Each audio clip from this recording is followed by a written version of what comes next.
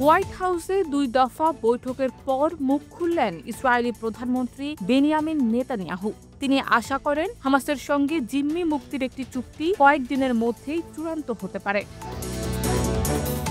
শুক্রবার Times of Israel জানিয়েছে, Netanyahu বৃহস্পতিবার নিউজম্যাক্সের গ্রেটা ভ্যান সাস্টারেনের সঙ্গে এক সাক্ষাৎকারে বলেছেন, আশা করছি চুক্তিটি আমরা কয়েকদিনের মধ্যেই সম্পন্ন করতে পারব।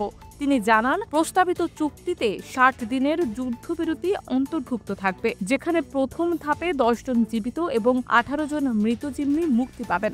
এই 60 দিনের মধ্যে যুদ্ধের সমাপ্তি নিয়ে আলোচনার চেষ্টা করা হবে। নেতানিয়াহু বলেছেন, যদি হামাস সমর্পণ করে তবে এই যুদ্ধ আজই শেষ হতে পারে। তিনি জোর দিয়ে বলেন, ইসরায়েলের লক্ষ্য হলো এই দানবদের পরাজিত করা এবং জিম্মিদের ফিরিয়ে আনা।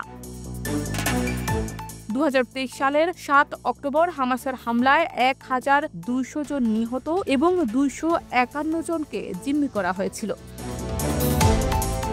বর্তমানে 50 জন জিম্মি এখনও হামাসের হাতে রয়েছে, যার মধ্যে 20 জন জীবিত বলে ধারণা করা হচ্ছে। প্রস্তাবিত চুক্তির অধীনে হামাসই সিদ্ধান্ত নেবে কোন জিম্মিদের মুক্তি দেয়া হবে। তবে ইসরায়েলের শর্ত হলো হামাসকে অস্ত্র সমর্পণ করতে হবে এবং গাজাকে নিরস্ত্রীকরণ করতে হবে। নেতানিয়াহু বলেছেন, যদি 60 দিনের মধ্যে কূটনৈতিকভাবে সমাধান না হয় তবে ইসরায়েল সামরিক শক্তি ব্যবহার করে তার লক্ষ্য অর্জন করবে।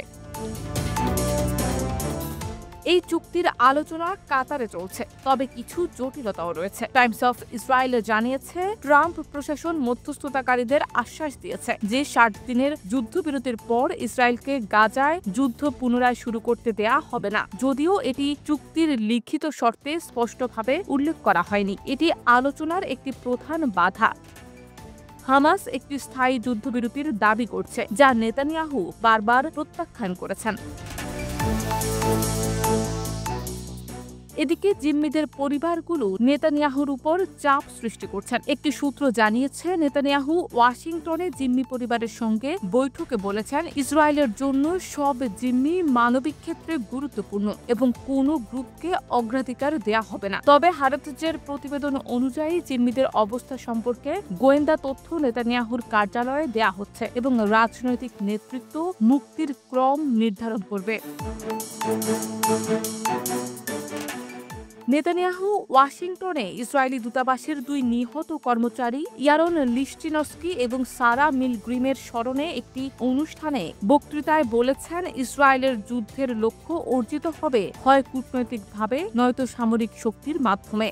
নেতানিয়াহুর এই আশাবাদ সত্ত্বেও আলোচনায় এখনও বাধা রয়েছে, বিশেষ করে স্থায়ী যুদ্ধবিরতি এবং গাজায় ইসরায়েলের সামরিক উপস্থিতি নিয়ে। জিম্মি পরিবারগুলো এবং ইসরায়েলি জনগণ এখন অপেক্ষায় রয়েছেন এই চুক্তি বাস্তবায়িত হবে কিনা।